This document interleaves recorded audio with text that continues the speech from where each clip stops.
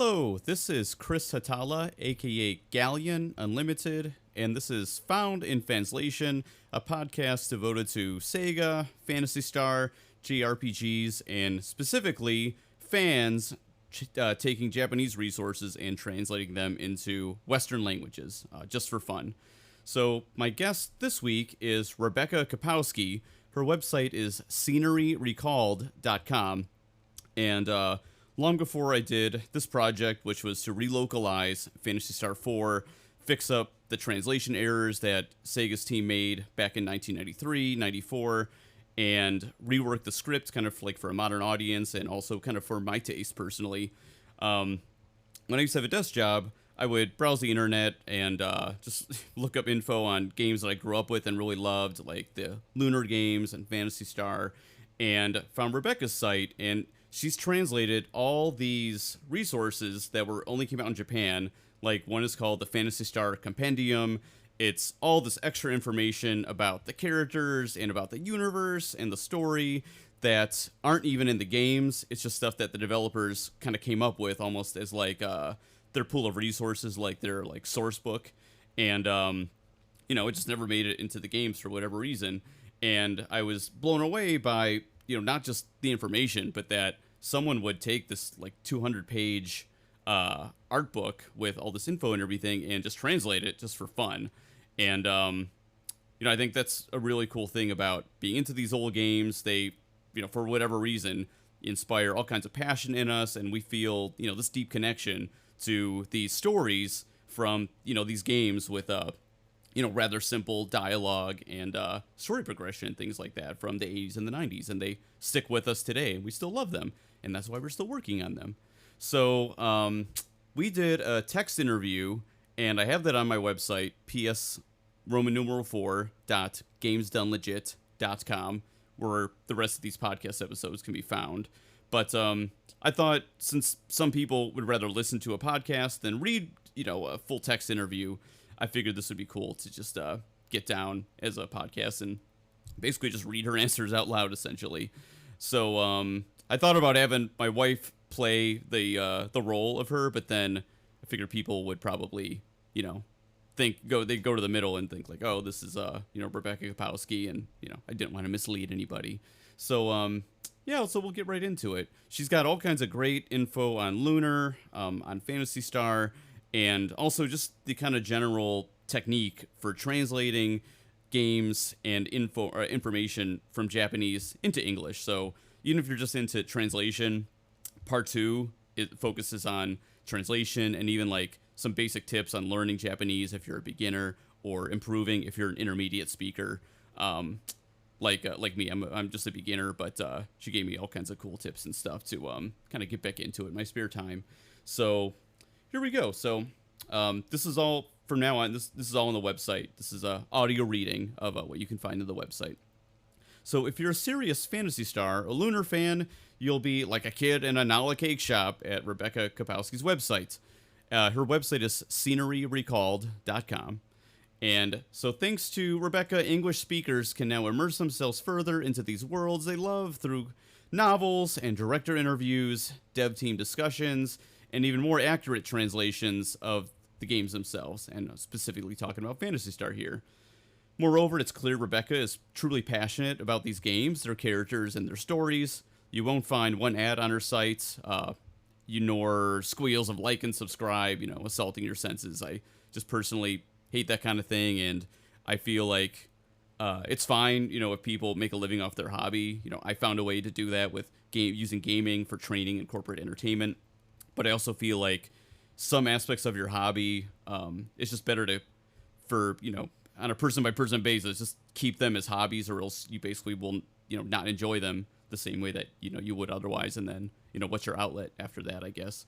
So translation is grueling, slow work, and the amount of content she's translated for just simply for hobby is crazy to me. It's awesome. And she also officially worked on the English translation of Phantasy Star Online 2 and is credited as a language specialist, which is really cool. She's a talented writer, so, this worked out really well doing it in text. So whether you're into in-game lore enough to finally want to learn what AW means, which is the time notation of the years in Phantasy Star, or you want to get better to know your favorite characters, check out her website, sceneryrecalled.com. So here's episode 4. So these are all my questions to her and then her replies. So what makes Phantasy Star so special to you? A great part of what the impact Phantasy Star had on me as a child. I first encountered it in a feature in Game Players magazine, and it was like nothing that I had played. The characters had more or less regular jobs instead of knight or wizard classes, which were described in language that was naturalistic, but rather cynical and novel-like instead of perfunctory. The settings looked so sharp and bright, nothing like the stone castles that populated RPGs up to that point. That impression only deepened when she got the game for Christmas, and in PS2, like, quests don't really end happily. The larger nature of this conflict that your characters, are a part of, what you had to do to make things better was very unclear as well through most of the game. Much of the story was told through the environment and mood, with discoveries that were at odds with the look of the game. The world on the surface is very bright, but is very wrong underneath. So nothing was underlined in PS2. The player was allowed to draw conclusions for herself. The ending, with its idea that a story could end unhappily, a gaming story, and the protagonist sacrificing themselves nobly instead of living happily ever after, and that the main boss was not an extrinsic evil overlord, but weaknesses in human beings themselves, blew my young mind. It's really taken for granted how much of a departure that game was from anything on consoles at the time, and obviously I agree with all these things. Outside of that, I think there are a lot of things that set the classic PS games as sequels apart. There's that bright and sharp presentation, from the graphics and scrolling dungeons of 1 to the world of 2 to the manga panels of 4. There's a larger role for women than typical in JRPGs. The hero in the first, the antagonist in the second, and the mentor in the fourth. Even 3 has a preponderance of female party members, even if it's just to provide marriage prospects for the main character, who is always a man. The sci-fi elements and setting were unusual at the time for RPGs, of course, but Phantasy Star 1 remains distinctive in the fact that it marries such a vivid color palette with the universe. Most sci-fi RPGs, she's thinking of Shadowrun, Mass Effect, fall into a dank cyberpunk look, or a sleek military blues and grays, or a clean Apple-like look with a lot of white and glass. Phantasy Star has this attitude of fun and brightness in the visual component, but nevertheless sits comfortably next to a sleek, high-tech approach to its world building and stories. Next question. Which is your favorite Phantasy Star, and why? She says 2, hands down, for the reasons listed above. Gameplay-wise, it's a style of RPG that's not much used these days, where the primary obstacles are the dungeons themselves, and instead of building up to a series of boss encounters, and gameplay progression revolves around more managing resources and negotiating the environment to survive a given dungeon. As a note, if you've ever played Phantasy Star 2, it's definitely one of the hardest Japanese RPGs ever made. The dungeons are multi-level, sprawling. The American version even came with a hint book because it's pretty ridiculous. It's insane. And even the PlayStation 2 remake it keeps the dungeon layout exactly the same, and it's even harder than the Genesis version, which is hard to comprehend, but if you play it, you'll understand. So she says, there's an obstacle for a lot of folks, but the total package has given me more than most any game. Who is your favorite Phantasy Star character, and why? I like a lot of Phantasy Star characters, she says. Alice, or Alyssa, the heroine of the first game, who's determined to venture forth and set things right, clad in flouncy pink and all. Kyra from Phantasy Star 4, Esper priest who uses slashers as well as Esper magic powers, with her reverence for heroism and her can-do attitude. And Lutz, who's party member in Phantasy Star 1, shows up in 2 and is a big part of 4 as well. For what he represents in 2, a bastion of purpose in a world devoid of it. The main draws for Phantasy Star, for me though, are the settings and the atmosphere. It's the rare RPG series that, save for 4, arguably, is actually not character focused. The games are overall more about negotiating the world, discovering their nature, and the state of society and the technology that drives it. This is part of why she says Phantasy Star 3 does not work that well. Romance is inherently character driven, yet the game sticks with the traditional PS method of more world driven storytelling. One thing I like about Phantasy Star characters is that, save for 3, and despite the lineages of Alice, and Rolf, Usus, and 2, they don't function as the typical RPG wholly chosen one archetypes. They're just proactive people who identify a problem and take it upon themselves to go out and set it right. They're doing a job more often than not. PS3 is not well regarded by most fans, but you've done extraordinary work on translating materials for its universe. What motivated you to do so? As a reference to this, there's a recent retranslation of Phantasy Star 3 that fans, specifically Vivify93, who's Episode 1's podcast guest and has done all kinds of work on Phantasy Star fan hacks. He also implemented double walk speed and this retranslation that Rebecca did. And 3 is just not a very good game, so I'm really fascinated by people who, put all this love and care into, games that aren't that objectively great. So she says, "Thank you for the kind words. To be blunt, I think it deserves to suck on its own terms." This is PS3. I went into the script wondering if anything was left out of the US version of the story, and indeed there was.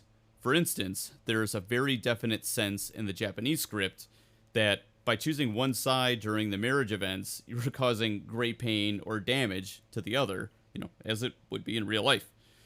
More detail is given on the sad state of Silly and Shoshurin if you marry Lena. These are the towns at the beginning of 3 that are like the enemy of your people, but you learn that the rift between these two societies is really like a construct, and the founders of both societies actually like teamed up to fight like this greater evil. You learn that like toward the end of the game. And Lyle, the character Lyle, is given a heroic but tragic death. If rejected, younger Leia leaves Lean/Neil her pendant so he can return to her in case he changes his mind, it's implied. And the next time she sees it, it's around the neck of this character's son by another woman. So, like, think about how crappy that would be. That'd be very sad. There's a greater sense of loss in the Japanese version and attention to the endings of the characters who leave the direct focus of the story through your own actions. There are also touching small moments, such as man who won't leave the graves of his family in Silly, or Queen Sari, reflecting that Anne met his end as befitting as a king, or the man who witnesses Lyle's last moments alone without realizing their significance. In place of this material, the US version substitutes largely empty banter, which is odd because the official PS2 translation did not shy away from its source's depth. I don't think PS3 was successful overall, and I don't agree with the recent movement to canonize it as an overlooked gem or even the best classic PS game. She says some people get so carried away by a desire to be iconoclastic that they overlook, actual quality. But I have more of an appreciation for what PS3 was trying to do now. Next session, I moved on to Lunar. Lunar and Lunar Eternal Blue on Sega CD are probably still 2 of my top 3 favorite games, along with Metal Gear Solid. They've had a lasting impact on me, not only for the translation, which at the time was pretty far beyond anything else being done in gaming, as was the voice acting in Lunar, but they shaped how I think about friendship, how I think about love, to this day, and they're very, I think, special games, and it's cool to see a lot of people, feel similar as I do about them. So I asked her, what makes the world of Lunar so special to you? I was introduced by Lunar by a pen pal that I met through a gaming magazine. He had videotaped practically every anime cutscene in both games, and he sent me a copy of the tape, complete with a very detailed and enthusiastic handwritten synopsis of the game stories for context. I loved it. I got a Sega CD and played the games for myself shortly afterwards. As opposed to Phantasy Star, my attachment to Lunar is very character-focused. I have a lot of frustration with the Lunar worldview, actually. It seems very selfish and simplistic at times, at least as depicted in the main games. I think Galleon, who's my namesake, is a real achievement of character, particularly for the time. I really like Strolling School, the Game Gear Gaiden game. Strolling School's simple take of school-age friendship. I love the entire cast. Akari Funato, introduced in the manga, as well as her excellent characterization of Dine. There are 2 early Lunar novels that have also been translated by fans, and so you can do what I did, which is buy a copy of the manga and just have a printed readout of the story and do your best to enjoy it like that.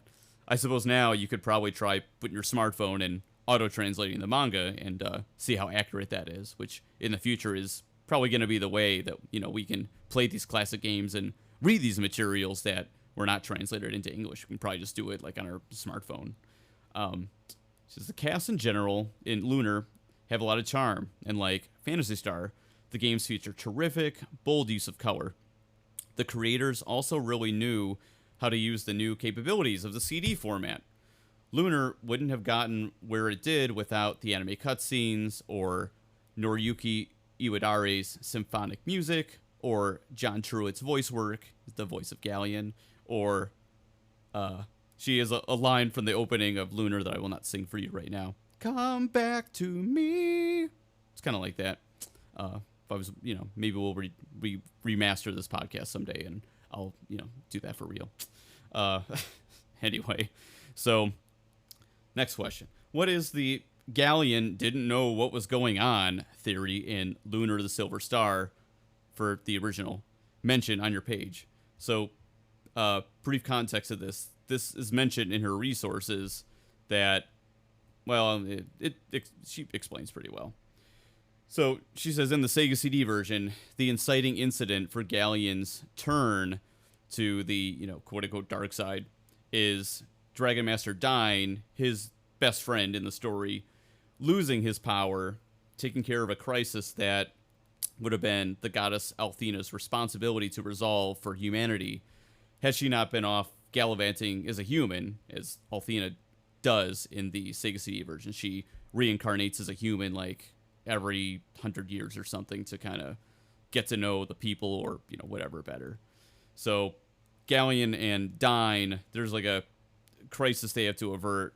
Like one of the dragons of the universe goes crazy and they have to fight it, and Dine is apparently killed, but he really just like lost his powers. So Galleon perceives Althena is abusing Dine's service and being too willing to sacrifice the humans under her, concluding that she is therefore an unjust god who needs to be deposed. Dine's pretending to be dead at the start of the game, and his survival is a surprise to the player, but not to Galleon, who was there for Dine's depowering.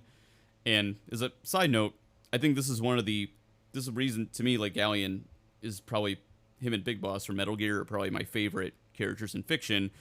Unlike the villains in a lot of classic RPGs who are just evil, jerks, or especially like in Final Fantasy, like Kefka or Sephiroth, were, quote unquote, turned evil or whatever by the government's meddling, like injecting them with like magic material basically, and it makes them go crazy.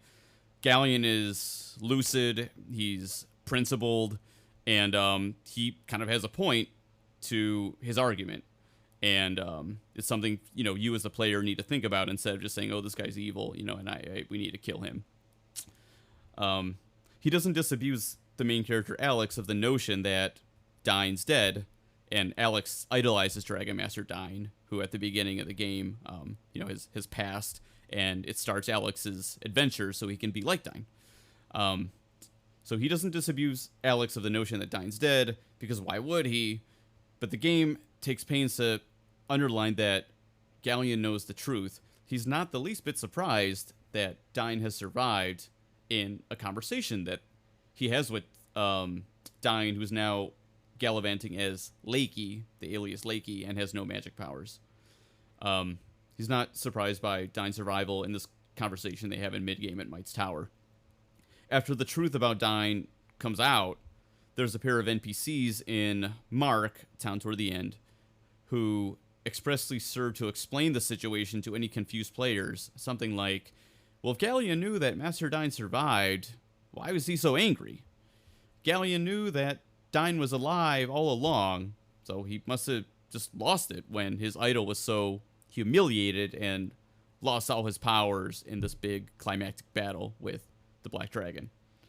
So Galleon's dialogue pre-reveal is careful to play up his anger and indignance at Dine being tossed aside and being treated as disposable by Althena, setting up the player to accept later a motivation for Galleon's actions that don't necessarily include Dine's death, just his depowering and perceived unjust treatment.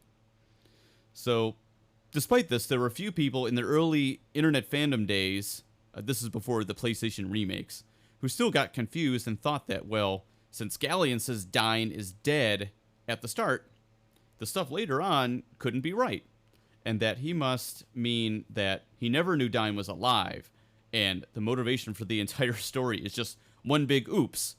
So this is basically saying that, oh, at the beginning of the game, Galleon is pissed because he thinks his best friend was killed, and he finds out toward the end of the game that, oh, my best friend is alive, but I'm too deep into this plan to stop now, I guess, is what this theory is.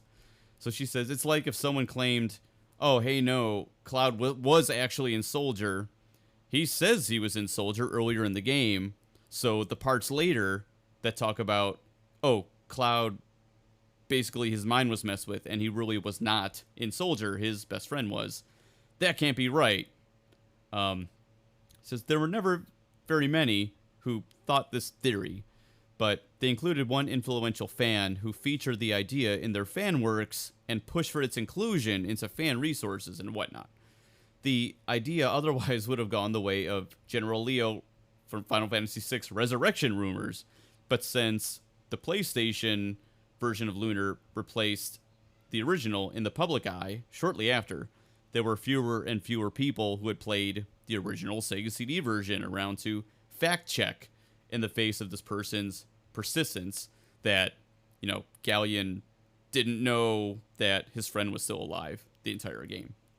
And it led to weird fanfic replacing the original Sega CD story in most Lunar resources online, which I find pretty interesting, but also strange and crazy.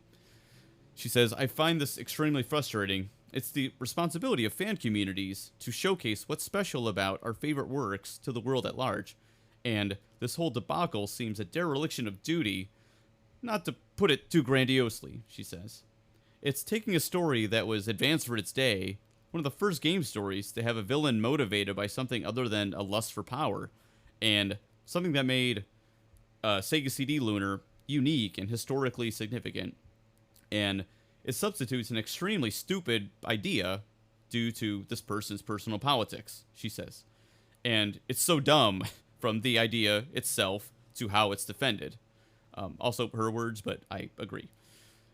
She says, I've seen the weirdest, most tortured explanations for it, up to and including declaring certain portions of the game to be non-canon and inventing entire cutscenes that don't exist. So this is fine to write fan fiction about, but it's clearly not what the directors, intended for the game, because it says in explicit terms, kind of like what the scoop is. So I asked her, what's the most interesting thing you learned about the world of Lunar while translating the mangas? And I learned that she did not translate the entire Lunar novels herself. Later, I thought she had, but she has the translations on her website, which is part of why I thought they were. And they're properly credited on the website or anything. I had just missed it. So she says, I think one of the contributions of the Vain Airship manga, the first Lunar manga, is how it casts the dynamic between Galleon and Dyne as essentially a father-son relationship, which makes so much sense both in the context of the characters themselves and Lunar's larger themes. Since Dyne was the Dragon Master and made a decision that Galleon didn't understand or accept, that lends itself to interpretation that Galleon looked up to Dyne, not vice versa. It doesn't make sense to put Galleon on the younger, more immature side of the equation, though, as she functions in Silver Star, the Sega CD version, which is a story about children taking over the world from their parents. As essentially a parent, and this is back to making Galleon essentially a parent who won't let his kids grow up, is kind of how Galleon comes across in the game, and I think it's accurate. Casting Galleon as the parent and Dyne as the child is more organic to their personalities and allows their interactions to echo and foreshadow their disagreement in Silver Star, as well as the main themes of the game. It's the exact opposite of what one might initially expect, but it ends up making complete sense. And it's an excellent example of how supplemental works can bolster the initial work by addressing themes from a different angle or fleshing out characters who are crucial to a plot, but due to practical considerations that, this is a game that the player needs to enjoy and it needs to have a certain, plot progression, can't have spotlight in game. The more I go over Tales of the Vain Airship, the more I'm amazed just how Akari Funato knocked it out of the park on that book in both the art and the story. And again, if you're a Lunar fan, this story is basically, just like she says, it's about Dyne as a young teenager.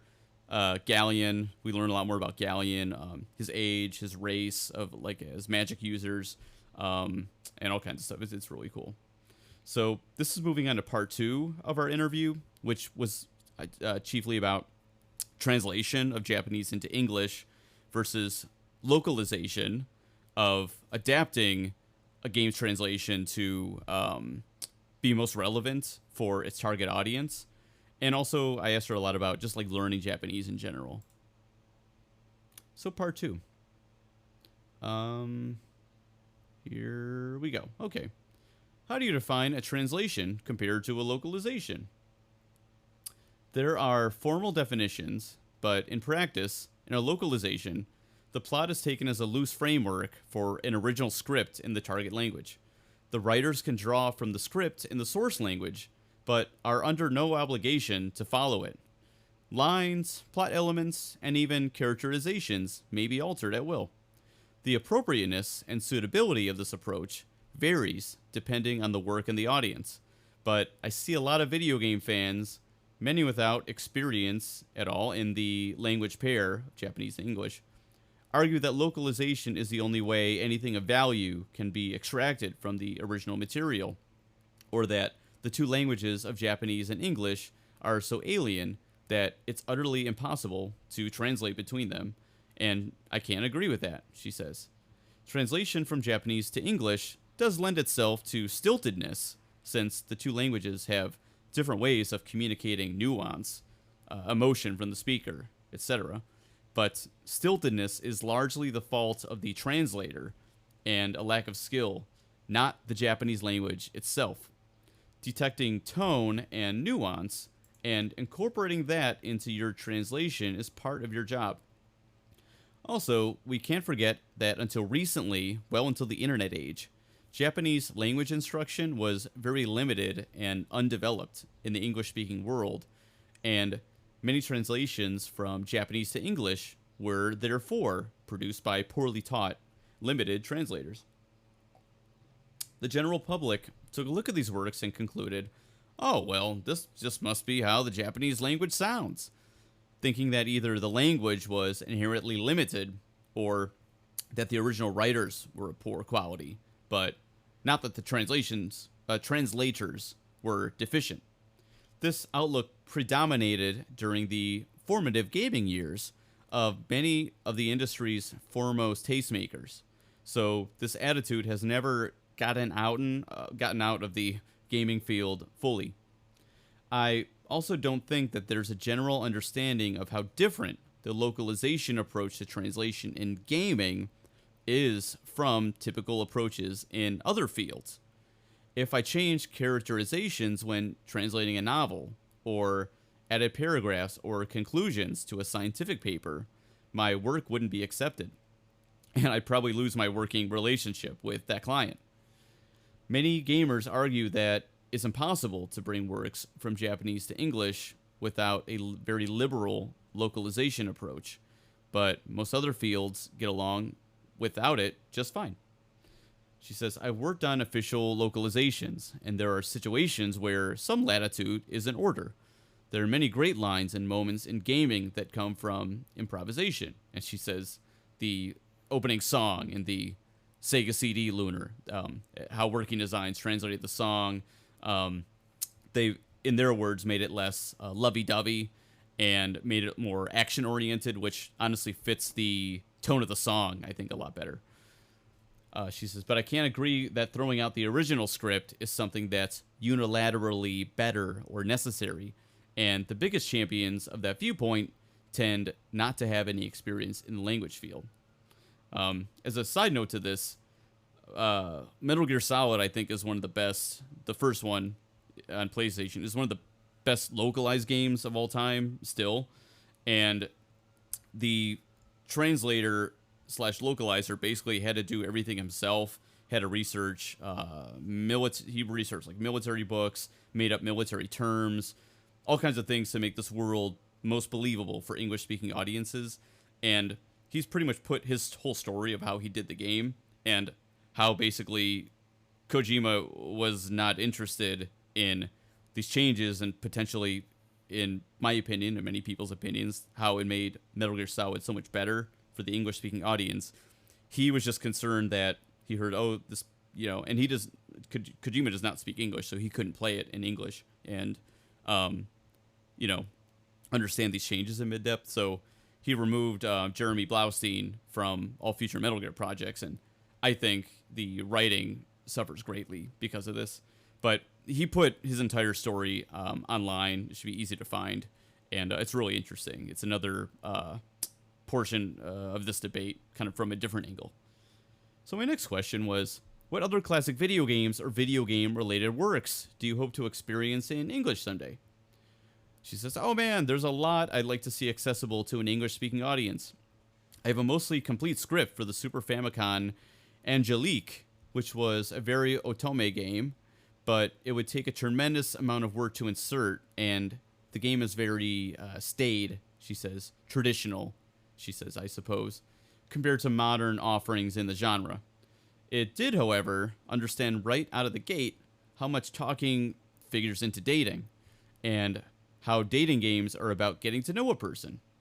I think they did a good job with using dialogue to characterize, even rote lines are reworded to reflect the character's manner of speaking and personality.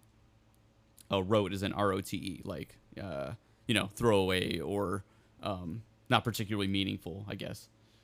She says, we need to get at least one of the Boku no Natsuyamasui, My Summer Vacation, apparently, games in English. You play as a young Japanese boy in the 1970s, spending an extended summer vacation in an isolated, natural setting. You spend your days collecting bugs, hunting for treasure in the backyard, getting caught up in adventures with neighborhood kids, or little dramas with the neighbors. Someone's trying to launch a rocket, or get back together with an old sweetheart, etc. I played 2 a couple years ago, and it reminded me of A Christmas Story in that it depicts a very specific time and place, but by being so faithful to one kid's experience, taps into these universal childhood feelings. It has a great understanding of how kids explore their world and really draws you into that mindset, where the littlest things become big discoveries. Otherwise, I'm generally drawn to the stranger stuff in gaming than the titles that are all around, traditionally good. I played a bit of Mystic Arc, Theater of Illusions, a direct sequel to the Super Famicom, that's what that means, right? SFAM RPG. Mystic Arc. Oh yeah, I wrote it all in caps, that's why. Super Famicom RPG, Mystic Arc, which is itself the quasi-spiritual successor to the 7th Saga. Theater of Illusions, though, while it does kind of continue Mystic Arc's story, is actually a Wizard of Oz like tank controlled adventure game with some combat tacked on. It's a trademark product of those weird 32-bit era decisions when a lot of people were still figuring out how to utilize the freedoms of 3D space and the CD medium. And it's interesting to see present elements from its 16-bit predecessor in this completely different format. There are a couple titles in the Japanese market, computer market, which I have no direct experience with, but I like to try. Ugetsu Kitan, which appears to be a phantasmagoric pastiche of Japanese horror folklore, is in an adventure game format, with the distinctively more atmospheric approach from the campy, memey PlayStation incarnation of the game, and mirrors a PC-88 photorealistic mystery about a rock star inspired by Dario Argento's work. I have no idea if the stuff is, strictly speaking, quote-unquote, good, but the glimpses I've seen on hobby sites, like the FM Towns Marty Tumblr, are certainly evocative. I like sites that capture distinctive moments from games unknown to the West, like this, and bring them to a wider audience. There's a Zelda 2 Choose Your Own Adventure book, where it's revealed in the true ends that you're actually playing as Zelda the whole time, picking up the slack for Link, who showed up late. The artwork is clever in that it appears to be Link at a glance, but if you scrutinize it, the story's secret is staring you in the face. I discovered it around the time that discussion about having Zelda as a protagonist in a game was taking off, and I thought it was interesting that this book actually did this very early in the franchise's history, and in a really clever way. I want to translate it, but someone will probably get to it before me, if they haven't already. She says there's a website that's lost in time. Spy Fiction, Swery's take on Metal Gear Solid, had an online encyclopedia for world-building info that was rife with the creator's weird attention to completely irrelevant details. I failed to save it before Spy Fiction's Japanese site went down. A colleague, Winward, was going to be working on it, but they vanished from the scene. Then there's stuff like Akari Funato's blog comments on her Lunar works. I've saved a lot, but she's revamped her site several times, so I naturally wonder if there's stuff I'm missing. Next question. Are there any other Phantasy Star or Lunar related works that you hope someone will translate into English eventually? It would be nice for the whole of Spec, the early SPEC, the early official Sega fan magazine, Japan, to be scanned and the Phantasy Star comics there translated and available to online as a complete set, even though the quality of the individual comics varies wildly. What I've read on Outside Saga, the Phantasy Star 1 sequel comic, is pretty dreadful, and it had very little to do with Phantasy Star 1, and instead it's just a pay-on to a charmless OC Kenshiro wannabe. The book also has zero respect for Alice/Alyssa, and treats her horribly to build up this Kenshiro character. The folks at Sega Retro do have a couple issues of Spec up for those who are curious. Next question. Can you remember any especially difficult to translate pieces you had to take on in the Phantasy Star or Lunar universes? And can you explain why? This is a very odd and tangential answer. Akari Funato reworked many of the original characters from the third story of Tales of the Vanir ship, a short story called The Memories I Confess, into Under the Rose, a Victorian manga about an earl with a very large and vicious family, which became her grand opus. I've had a nearly complete translation of the first volume in storage for the longest time, but I can't move myself to finish it. It's perhaps the most beautiful, painstakingly drawn manga I've ever seen, but the main characters are so rotten that I find it hard to keep them company. It's a skilled and ambitious work, and it deserves a larger platform, but I've just never cared for Games of Thrones-like stories where most everyone is irredeemable. I'm in that same boat too, actually. She says, I enjoyed seeing Morris again, though, who is in the plot pretty much unchanged as an Oscar Wilde analog. A more prosaic answer would be the Lunar songs, for reasons discussed below. the Lunar songs, and I'm pretty sure this is what she's referring to, are a bunch of songs that came out after the PlayStation version of Lunar that are obviously in Japanese. That most of them are vocal renditions of songs that aren't even in the game. Correct me if I'm wrong on that. I haven't listened to these in quite a while because I actually didn't care for most of the music. But yeah, there's audio CDs, and obviously being in Japanese, I don't know what they mean, even though I have Mia's song and I make CD. Next question. Is there anything major in the English PS games that you would have translated or interpreted differently? The obvious answer here is to make the name translations consistent across all games. Noah and Lutz, Lassic versus Lashik, etc. There's a very obvious element that's going to hang up a lot of people and has caused a lot of confusion. To this day, it's on the PS Cave Discord, which I started posting on after I finished my patch so I can engage with other Phantasy Star fans. And it's a really small but, very friendly, passionate community. And in fact, one person right now who just joined PS Cave is making a pen and paper D&D style Phantasy Star source book. And anytime I see Parmanians or Desilesians names for the people who are from the planet Palma or planet Dezoris, as they're called in the first 3 games, at least first 2 games, you can tell that someone probably started on Phantasy Star 4 because PS4's translation is different than all the other games, calling the planet Palma Parma, which is a suburb in Cleveland and drives me crazy, as obviously as a famous Italian city, and Dezoris as Dezolis, which is less grating. But it calls people from the planet Desilesians instead of just Dezolians, which nobody understands. Anyway, she says, I'm afraid I haven't looked over the original scripts of Phantasy Star 1 or 4. I have looked at 2's, though, and while I didn't completely pick it over, I found the official translation of what I read was quite accurate. Next question. Do you have any opinions regarding fan-made retranslations and relocalizations of games that already have an official release?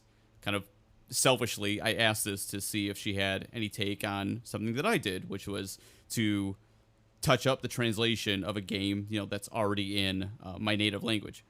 She says, retranslations are useful just to know what the creator's original intentions were and how they stack up to what we got officially released, for good or for ill. For example, she says, I'm looking at the Japanese script to the PlayStation Lunar Silver Star story, what's also on Saturn, and in many ways, it doesn't seem to have as much life. And this would actually match how I feel about I've never really been into the PlayStation versions of Lunar and Lunar Eternal Blue, even though the graphics are a bit revamped. The music's completely different in Lunar 1 as well. But, yeah, I always felt like there was something missing. Just like she said, some of the liveliness is missing from the game. And part of why I recommend people try Lunar and Lunar Eternal Blue on Sega CD is I think they're pretty much the apex of 16-bit Japanese RPGs, personally. Mostly because of such a strong story and script. She says, on the other hand, you don't have the scatological jokes or the dated pop culture references that Working Designs is famous for putting into their games, probably most famously with the Sega CD versions of Lunar. She says that the pop culture references that break the mood, and you have to take this as a whole, as it's all born of the same irreverent approach to translation. But she also notes here, she says, incidentally, I don't think Victor Ireland and Working Designs, Victor Ireland was the president of Working Designs in its heyday, translating all these fantastic games into English for the Sega CD, TurboGrafx, PlayStation, and Saturn. She says, I don't think Working Designs gets enough credit in pioneering the modern approach to game translation of taking the skeleton of the plot and basically spinning a brand new script. Ireland's abrasiveness, his personal abrasiveness, won him a lot of foes in the industry, particularly in the current industry climate where everyone knows everyone and a close chummy relationship between devs and media is expected. She says, but he did trailblaze the current predominant industry direction. She says, again, for good or for ill. And for my personal note, I've always read that Rookie Designs maintain a very good relationship with their Japanese publishers. So I've never read anything about the Japanese directors having problems with the stuff they added into their scripts and things like that. It's really just been vocal English-speaking fans who I hear, oh, I hate Rookie Designs, or they change too much, or they ignore what they did with the greater script and, what they added to the story for, some decisions that they made.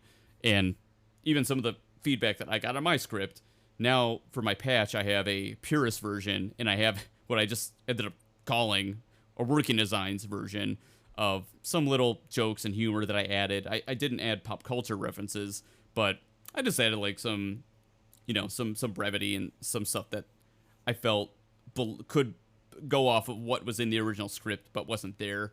And I realized that for some people, this legitimately, they tell me it ruined, their experience of having this one line here, one line there. So I decided to take that feedback and give people, okay, if you just want the purist version and the fixed translation problems and some of the script editing and making things a bit more naturalistic, you can have that. And if you want, basically my personal version, you can have that too. So I have these two patches now, thanks to all this great feedback I got on my patches. Anyway, next session, learning Japanese. How did you initially become interested in Japanese language, and how did you become fluent enough to translate all these works? The first language tool I had was a Berlitz cassette tape. I don't know what that is. I'm sure we can Google it. My mother purchased for herself, actually, to help communicate with customers in her hotel keeping job. I was like, that's really cool. I had an aptitude for languages, and it was just interesting to tackle another language that really wasn't offered formally in the U.S. education system at the time, which I'm going to guess is probably like late 80s, mid to late 80s, I would imagine. I can't recall how much of my initial interest was paired with my love of video games, actually, but I did, due to family issues, end up in a situation with a lot of time on my hands. So this presented an opportunity for my studies to become more serious. A Barnes & Noble opened up in my area around this time, giving me access to a greater range of learning materials. This period also coincided with the time where the internet was first making it possible to order these weird books about games from overseas. My first order was Yoshitaka Amano's art book, Dawn, from a UK supplier, of all places, she says, because I had heard about it from a UK fanzine, and which I got because it contained Amano's Final Fantasy IV work. In any event, the prospect of being able to understand new game stuff from Japan was a great study incentive. After this point, I just kept hammering away until I could pass the N1 level of the Japanese language proficiency test, which is standard for evaluating fluency. It was tough moving from the intermediate level to a more advanced level of fluency, as not much was available in the way of learning languages at that level. But publications for the JLPT helped. That's the test. Next question. What advice do you have for someone who loves classic video gaming and wants to begin learning even maybe just parts of the Japanese language?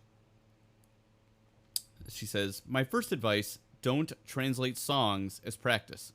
Songs are such a big shiny trap for new translators, as they're short and they're an accessible medium, even to folks not well versed in a language. They also, however, include a lot of figurative language and non-standard grammatical constructions that are going to trip you up at an early or even a later stage in your studies. Think about, for example, that Michael Jackson song Thriller, routinely named as the greatest music video of all time. And I know Michael Jackson. He was the first artist I ever got into because of video games, because of his video game Moonwalker. on for arcade and for Genesis.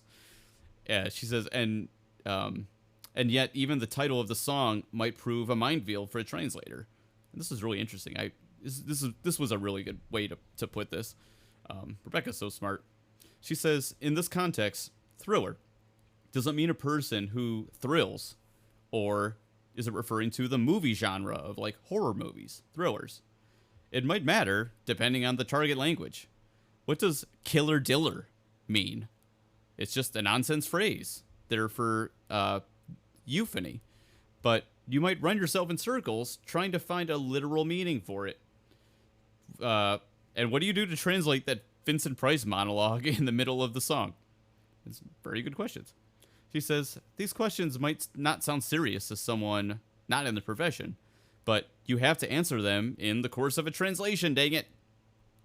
In brief, if you start with songs, you're going to make mistakes and get discouraged.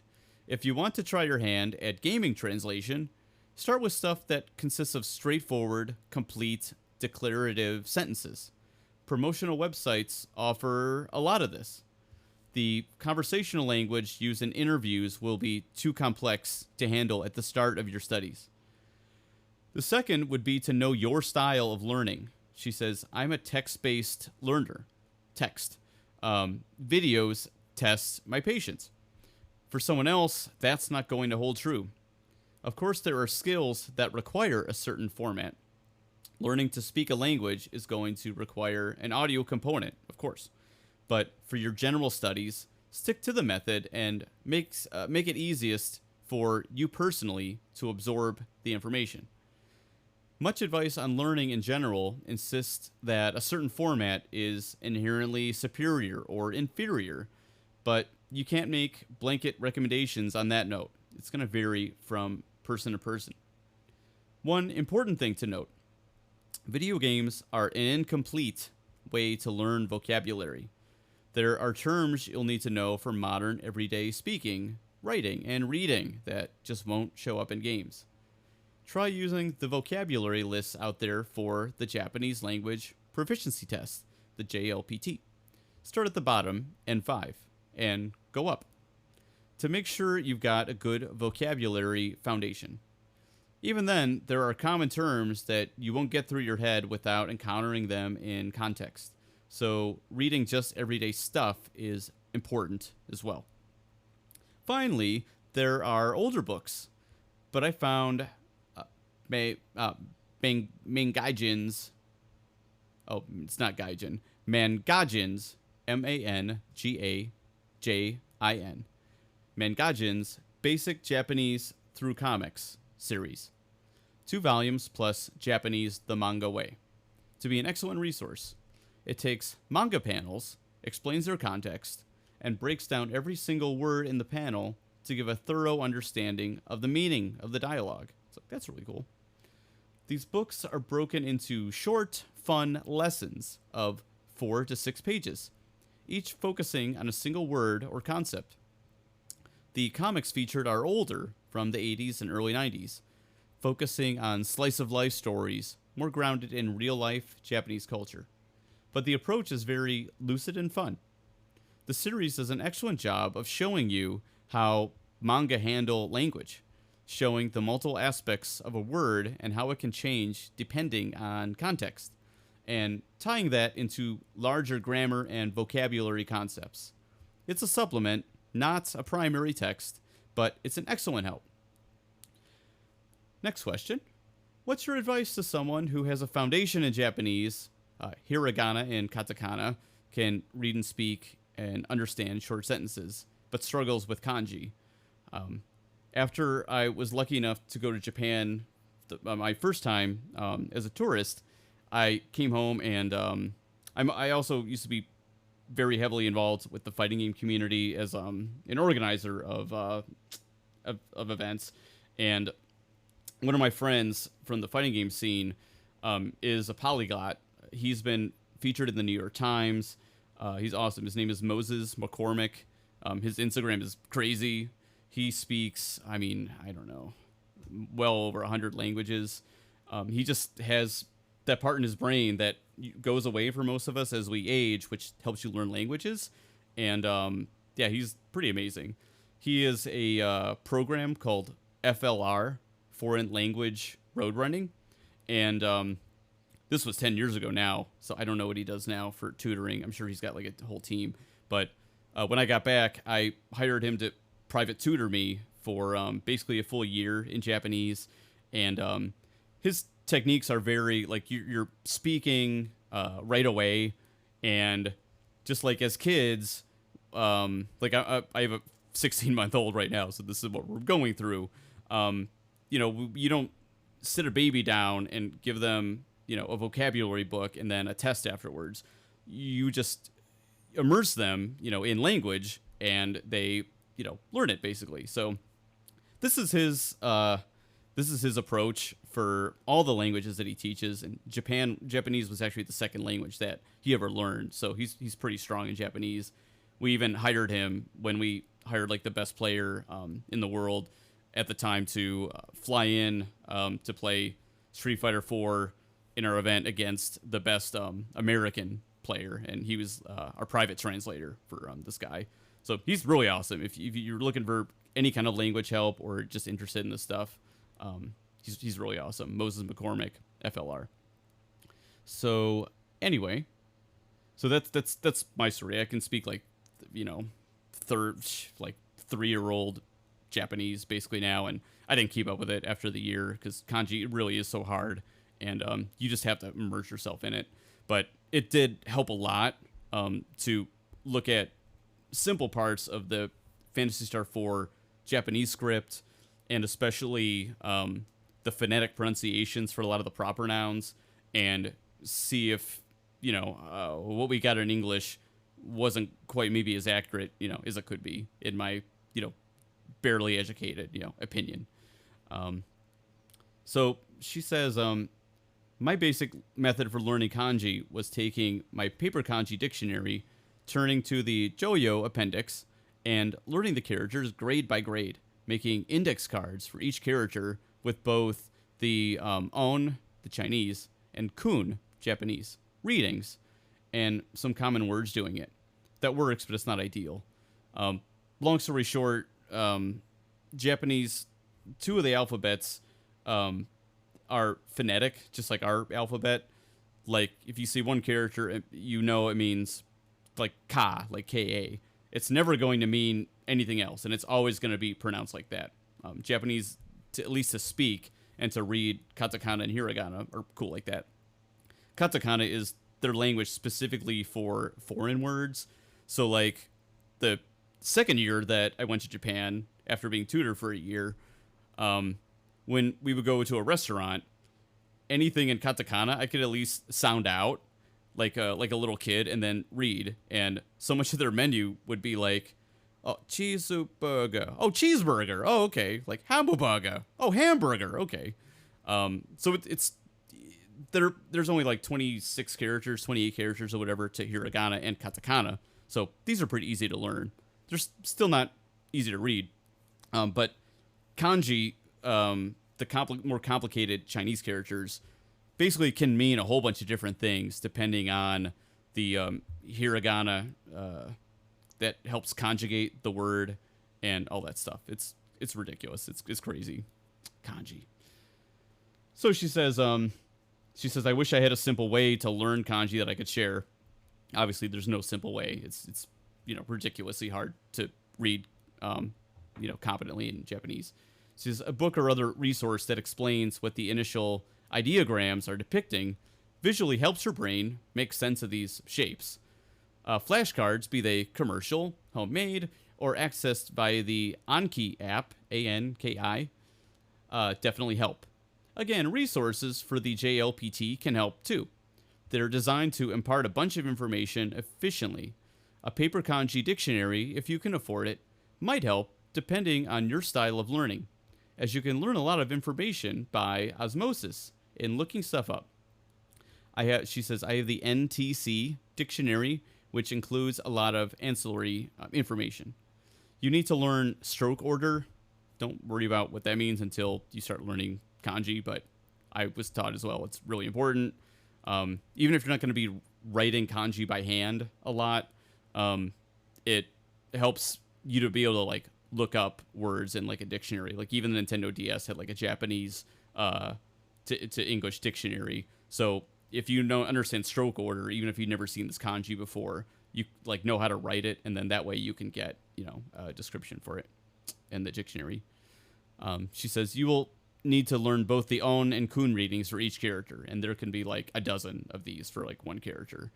Learning the skip method of breaking down a character can help you look stuff up when visual recognition apps fail.